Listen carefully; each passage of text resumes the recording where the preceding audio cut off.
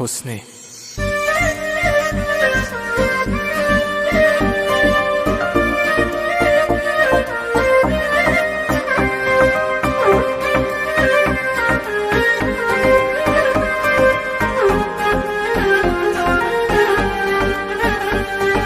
میستی و حال دل من خرابه، دلتنگی ها توی دلم زیاده. حس میکنم نبود تو پیشم و این غمه که رو قلب من نواره. حس بده تو قلب بیتابم، مثل یه دیوونه تو تاقم. میشینم و میبینم که این روزای من همرنگه با شبای تارم. شبا همش بیتابی و دلتنگی دارم، تنهایی یارم شده و شبگردی کارم.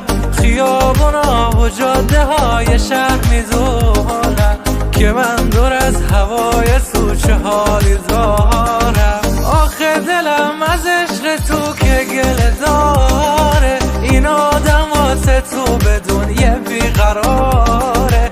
کنج اتاق که نمیشه صبر کنه، بابت این آرامشش تو خیابانه.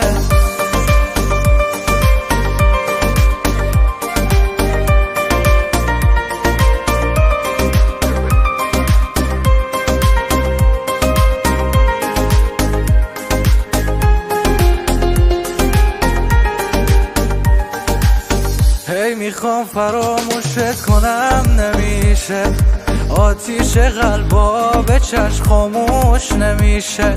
هر وقت میخوام احساسمو هی کم کنم، باز میبینم که بابت تو از خواهشه.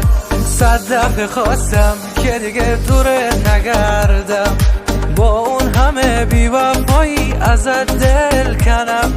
تلاش کردم دیدم که باز نمیشه، نتونستم سرگردون حال خودم باشم. شبا همش بیتابی و دلتنگی دارم، تنهایی یارم شده و شبگردی کارم. خیابونا و جاده های شهر میدونن که من دور از هوای تو چه حالی دارم. آخه دلم از عشق تو که گله داره، این آدم واسه تو بدون یه بیقراره. کنج اتاق که نمیشه صبر کنه، بابت این آرامشش تو خیابان.